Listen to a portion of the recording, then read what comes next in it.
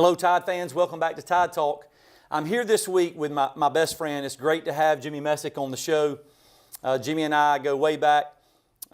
He's also one of the guys that when we went out to Pasadena back in 2010, he and myself and Roy Dixon traveled out there cross country. Great time, experience that can't be redone. But Jimmy's a good friend of mine, loves Alabama football. And Jimmy, if I'm not mistaken, you have been a ticket holder for what, 17? Close to 17 years. 17 years. So Jimmy, 17 years of watching Crimson Tide football. I know you've seen a lot. You've been to some away games too. But let's just dive right in. Tell me what you think 5 games in. And there's been a lot of talk, a lot of hype, Tua, Jalen, our offense. But just overall, give me your opinion, your thoughts on this team based on teams that you've seen in the past. Well, obviously, for over a 17-year period, I have seen a lot of good teams. A lot of good teams. Of course, some not so good teams. Both ends of the spectrum, That's so right. to speak. That's right. I know, compared to 15 years ago, we'd go up there just kind of hoping for a good game. Maybe we win, maybe we wouldn't win. But now, I mean, it's incredible. As far as this team that we have, and honestly, I'm not sure what else to say about the team. I mean, the proof. It's kind of tough to break that down. Yeah, I mean, the proof is in the results. And to say this is the best one we've had or the best one I've ever seen, Boy, I mean, that's tough, isn't it? That is saying a lot for sure. But man, who knows? By the end of this season, that might be what we're saying. Well, I'm sure we're going to be. That's going to be a conversation, especially for you. I mean, you've been going for 17 years, maybe longer when you was a kid before you were a ticket holder. But, I've had conversations in not necessarily coffee shops, but that's the coffee shop talk about, is this the best team that Alabama's ever had? And man, 5 games in, it's hard to say. I can say for me, and this is just my opinion, this may be one of the best offenses that I've ever seen watching Alabama football, and I've watched it for a long time. This may be one of the best offenses that I've ever seen. Without a doubt. Yeah, offensively, to this point, I mean, I think we could argue that this is the best offensive team we've seen. I know I've seen in my lifetime. Right. I mean, you could argue some of the Brody Kroll, numbers, and well, even we talked about, yeah. Back in those days, Hollingsworth. People don't even mention that anymore. Yeah. Those were some good offensive teams, but man, I just don't see how they can stack up to what this team is doing to this point. And what it's they're capable hard of doing. to do that comparison. Number one, man, when Hollingsworth played, we didn't throw the ball like we throw it now. We were pound the doggone football, run it, play really good defense. And so it's tough to say. Our numbers speak for themselves. The things that we're doing, the points that we're putting up, they speak for themselves. But offensively, yeah, it's what we've always said before. Defense wins championships. We got 17 of them. Yep. Offense sells tickets. I've said it on this show numerous times, and Jimmy, I know you and I've talked about this before. Man, I want to see us not have to be so good defensively. I want to see a team, well, we have it now. That's right, I think we do. And by the way, we're still pretty good defensively. Yeah. Again, tough to sit there and say that the 2018 team is any better than the 1992 team that goes and beats, Miami really convincingly. Right. With Jay Barker as the quarterback, who wasn't flashy. He's certainly not a Tua, but the Joker was 34-2, if I'm not mistaken, as a starter. Yeah. Well, you and I talked when the season started. We both agreed that we were going to be really good. How good? Again, we're still trying to figure that out. But I would say to this point, we're definitely playing up to our expectations. Was what you and I talked about early. Well, let's take that a step further then. I had some Craig Howard on the show week 3, I believe, week 4, and he mentioned the fact, and it's something to think about. He mentioned, have we really been tested yet? It's hard to say. Man, that's hard to say. Ole Miss was supposed to be the real first test. Obviously we saw what happened there, and then Texas A&M was supposed to be the next test. And while I think Texas A&M played a pretty good game, they hit us in the mouth a couple times. They controlled the line of scrimmage. It did not make Nick Saban very happy. I mean, he was not although we won the game convincingly, he was not happy how we handled the line of scrimmage and how we finished the game. He talks about finishing. Right. Well, concerning the competition that we've had to this point, I read something. There was a quote. I remember who it was, but it was after this past week, and somebody was asked about Saturdays and how tough they are, and somebody was quoted as saying that Tuesday's practices have been harder than the games have been on Saturday. I heard that too. Now, is that again a measuring stick of the competition that we played, or just how good we are when we're one-on-one? Our ones are playing ones, in practice. Yeah, it supports what the head coach for Louisiana Lafayette, Billy Napier, which was former Bama guy, right. Worked under Saban. It supports what he said. He has tremendous respect, and it's not just something that happened overnight. And it's not just the players.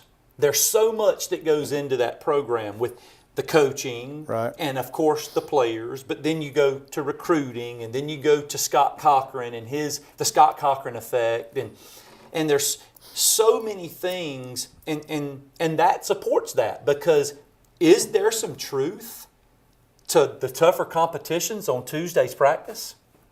It's very absolutely, and that's no knock to the teams that we've played to this point. Right.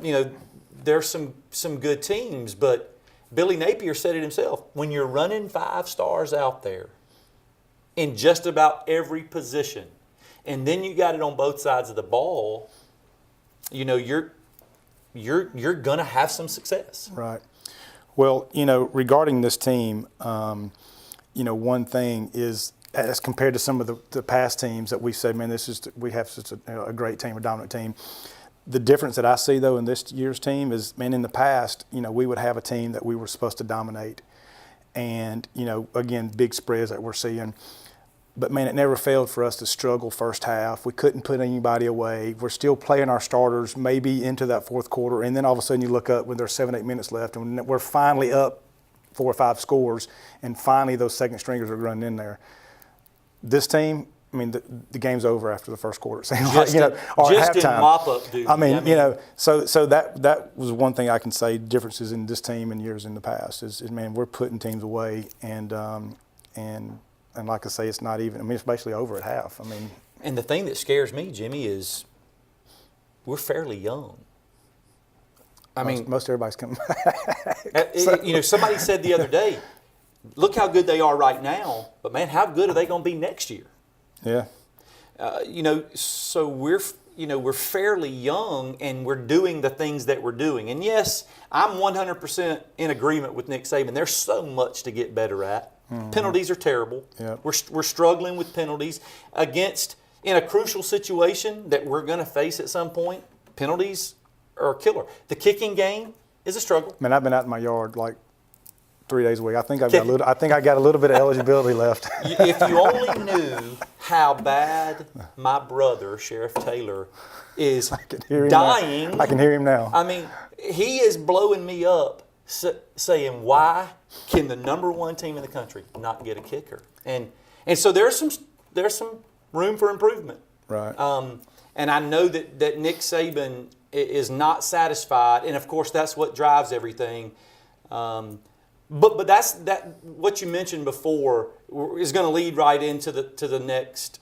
It's going to lead right into the next segment, because you talked about our guys not just mop up duty; they're getting some quality time. So we're going to talk about Tua not really playing in the fourth quarter, and Jalen Hurts, and that, of course, that's been a conversation since week 1, even leading up to week 1. So we're going to take a break real quick. Hold your seats, Tide fans. We'll be right back on Channel 207 right here with Tide Talk. Thank you to Bob English and State Farm Insurance.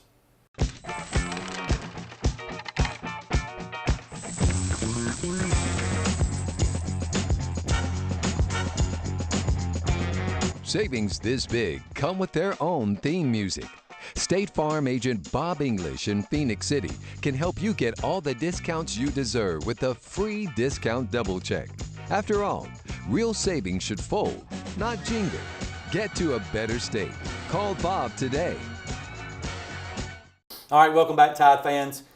We were wrapping up the first segment talking about just the fact that our backups are not just getting mop-up duty. You know, they're actually getting some quality reps. And in the past, I wanted to comment, you know, in the past, like you said, we're supposed to blow this team out, but we're struggling. We've made mistakes. We've turned the ball over, whatever the case might be, and they're still playing into the fourth quarter. And then you get the backup quarterback and the backup running back that all we're doing is handing the ball off. And that's, you know, although it's game time, it's, you know, under the lights, it's in front of a big crowd, it's not what I call quality reps. And it's frustrating as a fan, really, to see that, too. That's right. Because you want your backups to come in there and see those. And do something. And run the offense. Right. Let them run the offense. And now we're getting a chance to do that. So what I really want to talk about, you know, the beginning of the year, all summer, leading up, the offseason was Jalen and Tua. And, of course, I think that there's, without a doubt, we've answered that question. We know who the starting quarterback is. But I've said it, every guest that I've had has said it, how much respect for Jalen Hurts. And the big question was answered this past Saturday. When he goes running out on the field, I mean, and I don't know is he going to redshirt? Because that was a rumor. That was a big question. Is he going to redshirt? I even told you, man, hey, he's going to redshirt. That's right. He's not going to play. But when he went running out on that field, I think the appreciation for who he is as a kid, as a leader, showed, because he got a standing ovation. Yep. And it gives me chill bumps just thinking about it, because that kid went from a starter leading the team to 2 national championships, winning 1, right, to playing a backup role. And that's, man, as a competitor, that's difficult. Yeah, there's no doubt, you know, and you're right, he definitely has handled it like a champ, you know, like a pro. And as a fan, I can appreciate that. You see what's happening around the country, you know, most recently this past week. And Dabo Sweeney's probably watching this show. Yeah, know what we're talking about. Exactly. And so you can definitely and certainly appreciate, you know, him sticking around. And so again, my hat's off to him. I am glad to see how Saban's kind of handled it too. I think he's handled it. I thought that he's handled it really, really well. He's never done anything that discredited Jalen Hurts and his ability. That's right. Or the fact that he's been their leader. And I think that may be one of the reasons that Jalen Hurts is staying. I read something today that said that, you know, it never really crossed his mind. You know, there was some conversation with his parents and that sort of thing, and I get it. But he felt like he would be better off as a professional if he stayed. And what better statement does that make to an NFL team? That's right. That he could have left, could have had 2 years to play somewhere and made it about him, but he stayed because of the team. Yeah, and talking about, again, the mop-up duty stuff, you know, he's coming in first quarter, playing through the second, third, and he's not just handing the ball off. I mean, I think I read today that he's second in passing efficiency, or offense efficiency. So it's not just like he's just going out there handing the ball off. I mean, he's getting those quality reps. So whether he stays next year or not, you know, he's getting better, and this, I think, it's showing on the field. And too. Here's the impact, Jimmy, that I think that has for the team. You know that Tua is really, really good at what he does. As a receiver, and you used to play receiver, as a receiver, you want the football. Mm-hmm. Well, man, we're spreading the football out more than I've ever seen us do it. There's no doubt. I mean, gone are the days where we've got our eye on Calvin Ridley, regardless of whether he's, you know, double covered or they got a safety over the top, or Amari Cooper or Julio Jones. 4 of the top 12, by the way, in the SEC are 4 of our receivers. Exactly. So that supports my comment that the impact that has on the team, to know that your second string guy can come in and be just as effective and get the football to me as the receiver or to the right person. And he's done a good job of making some adjustments in the offseason, because that was one of the things that he was not very good at. He locked in on one. His progressions and able to read that's gotten a lot better. Yeah, and I think a lot of credit needs to go to Enos, too. Enos, without a doubt. Our quarterback coach. Without a doubt. I guess, I mean, it's crazy to think as a fan. I always thought we had a quote-unquote quarterback coach, but apparently it was offensive coordinator / whatever it might have been. Right. Now it's this guy specific. I mean, yes, and I think it's obvious it's helped Tua, of course. I mean, he was good, but I mean, you know, I think Enos has a lot to do with his success, and certainly Jalen's, because man, you can tell, even though it's, again, you can still argue about the whole competition thing, but man, he's coming in and getting those quality snaps, getting those quality plays against first-string defenses, and he's making throws, and he's attempting those throws where we used to see him just tuck and go. And so I think a lot of the credit needs to go to Enos as well. I mean, and think about that. So let's take that a little bit further. You know, you got guys all over the field that if you get it to them, they're very likely to take it to the house. It doesn't matter where. Prime example, although it wasn't Jalen, but Mac Jones comes in this past weekend, throws across the middle route, maybe 10 yards, and Waddle takes it 94 for a touchdown. Which, fastest guy on the team. Which, by the way, is the second longest touchdown in history for the University of Alabama, passing touchdown. Yeah. So those guys have the confidence, maybe that they didn't have before, that they're going to run a good route because they may get the football, and that's huge for a team, for an offensive team. It's important. Yeah. You know, I can only imagine as far as that receiving crew we had last year, you know, with Ridley still on the team. It had been frustrating. It had been frustrating for me. You know it is. As a competitor, you know it had been. I mean, because, you know, you could watch games and see these guys open, and you're like, man, my gosh, how come we can't see that guy? And, you know, you could see it on the receivers' faces. Well, you don't see that this year. I mean, man, because they're all getting the ball. They're all touching it.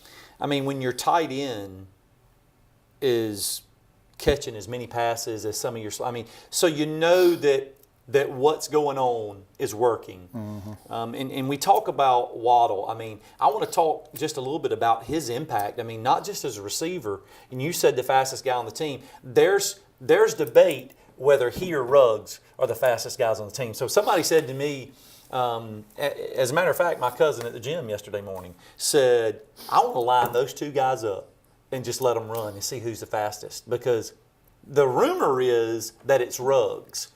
But all the players say that it's Waddle. Right. And so I'd like to see that. But well, I know Ruggs was a track guy coming out of high school as well. Was a track guy.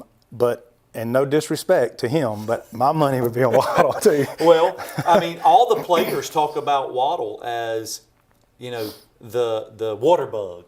He's just so shifty, and not just shifty, but if he gets in the open, you're not going to catch him. And so the impact that he's had, not just from a receiving perspective, but as a returner. I mean, when's the last time we've had a returner? It's been a hot minute. It's been a while. Yeah. I mean, as a matter of fact, I remember you and I talking about when are we going to be able, with the people that we've had. You know, we've had Ridley and Cooper, and, you know, we've had Foster last year, who was, you know, supposed to, Robert Foster, one of the fastest guys on the team. We just never could get any much success in the return game.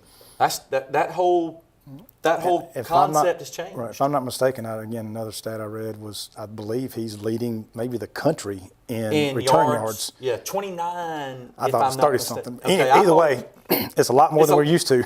Oh, yeah, because they even gave a stat as last year. Last year, our return yards per punt was like 8.7. Yeah, terrible. We're like 29 point something this year. Mm-hmm. And then, you know, heck, let's don't discount what Jacobs has done, you know, returning kicks. I mean, so, again, so many weapons, Jimmy, so many things that we could talk about with respect to distribution of the ball, you know, and we haven't even really got into the defenses. And that's what's so weird. As Alabama fans, that's what we're used to talking about. We're used to talking about the defense. Yep. So when we come back from this break, we're going to talk a little bit about the defense. We're going to talk about the fact that they've actually exceeded expectations. I know not just in my opinion, but on a national level. So we're going to take a quick break on behalf of Bob English and State Farm. So hold your seats, Tide fans. We'll be right back with Tide Talk.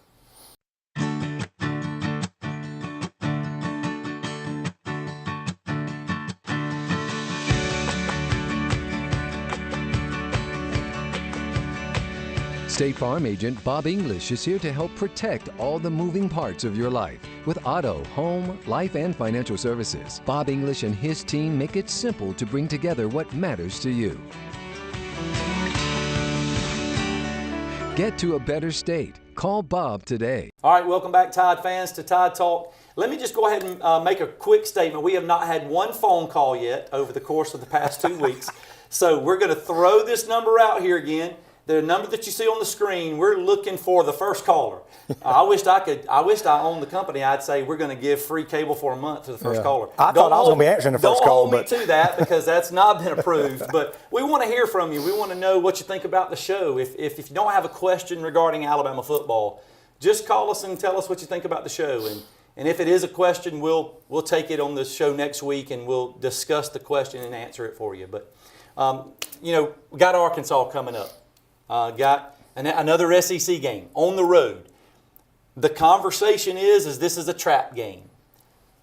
I don't want to be that fan. I don't see it. We're a 35, if I'm not mistaken, 35 and a half or something like point that. favorite. Yeah. But I get what Nick Saban is saying. From a mental perspective, he believes that Arkansas is better than what they've shown. They just had some mistakes that have cost them. He says they're really good defensively.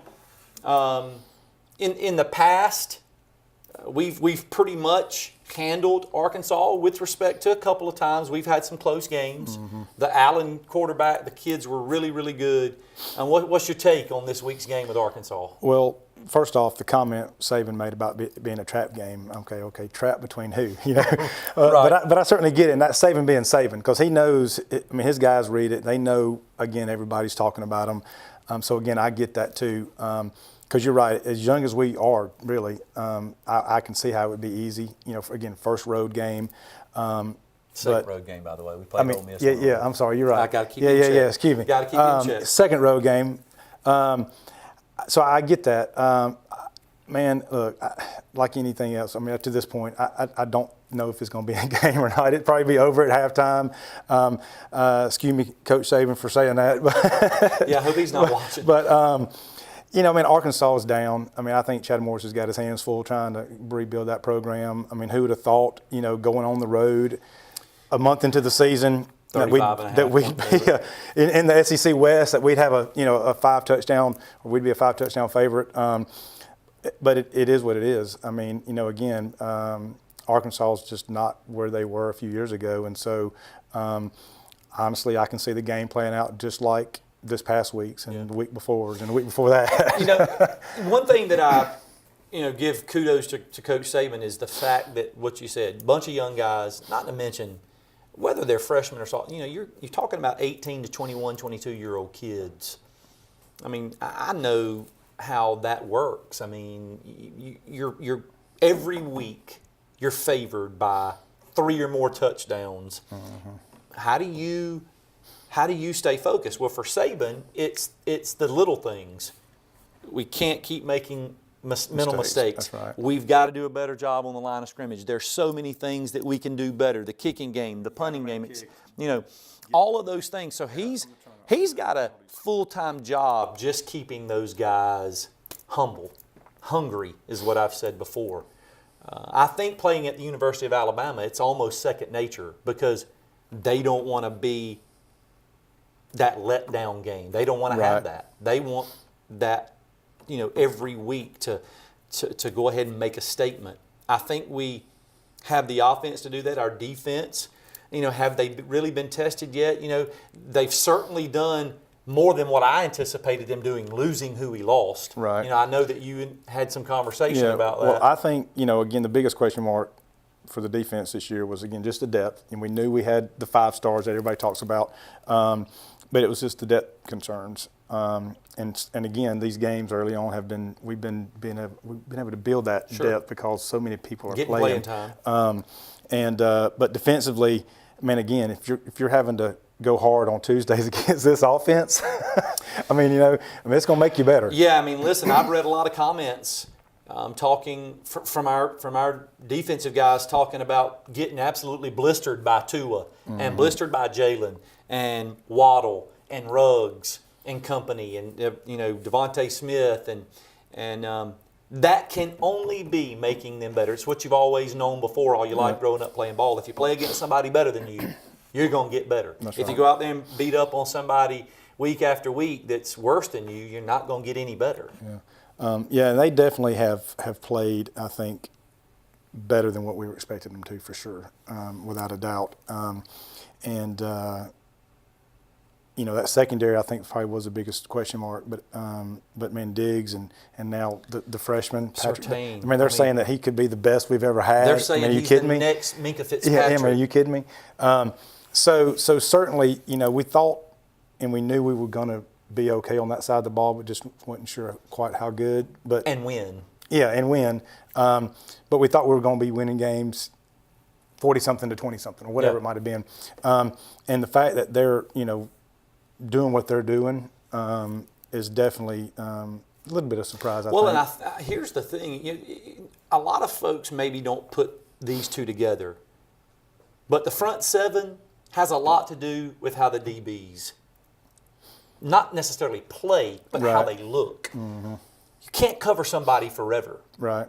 If they're not getting any pressure and the quarterback's standing back there with plenty of time, at some point, those other guys are D1 players too. They're going to get open. Yeah. They're going to make those either. So they complement each other, because on the flip side, when the DBs are locked down and they're covering their guy like white on rice, it gives our guys up front who maybe we're not blitzing or maybe a chance to get to the quarterback. So those work hand in hand.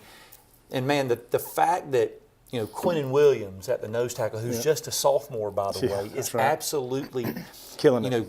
Dominating. Every week he is graded out as the best defensive lineman we have. And the guys that talk about him, coming in, it was Raekwon Davis, and of course he's been double teamed a lot, and he'll even say it ain't about being double teamed, because that's what happens. I love the quote that he had this week, and it was, "It ain't about me," and the fact that I'm getting double teamed. We knew that may happen. He goes, but we as a defense are stepping up and making plays. So if I'm getting double teamed, somebody else needs to be making a play. And right now, that's what's happening. And so I like the fact that that's their mentality. Their mentality is they want to be the best defense. That's right. And two, from a statistics standpoint, you can go back to that whole quality playing time and building that depth.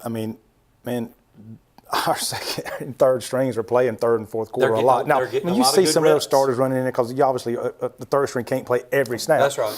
But they're getting those quality snaps. And so, look at our stats from a defensive standpoint through the first two quarters of the game. Dude, we're shutting people down. Right. And so, a lot of, what you see from a statistics standpoint is kind of skewed a little bit. It is. But even with that being said, when we're still playing those three deep guys or early into the game, as far as second half goes, our stats still aren't that bad. It's funny you say that, because that's what my brother in the game last week, when they scored that last touchdown, my brother's having a fit. He's like, we beat their tails this whole game, and it's going to not look like we, dominated, And I'm like, hey, man, these guys are getting reps. A shout out to Markel Benton, who's a Central High graduate right here in Phoenix City. He got a lot of playing time. You see the fact that they scored, but you don't understand the impact that has for us as a team down the road. Down the road, yeah. That confidence that it's building in all of those guys in the playing time that they're getting. So this week on the road against Arkansas is, in my opinion, I'll be there, by the way. That's exactly right. You will be there. Sorry, Joker. We're a 35.5-point favorite. I don't know. I've never kind of bet on the Tide, so to speak. Just in my head, I'm thinking, man, I just don't see us doing that as an SEC road trip. But it's hard to fathom it. But it's going to be exciting. I'm not going to be surprised if it's not over at halftime. To see. I will be interested to see if and when Tua takes the first snap in the fourth quarter. It won't be this game. It may not be this week, but it will be the following week. So, Jimmy, thank you so much for coming on the show. Thanks for having me. I appreciate it. Have a great trip to Arkansas. Thank you. If you happen to need one more on the road, I may go with you.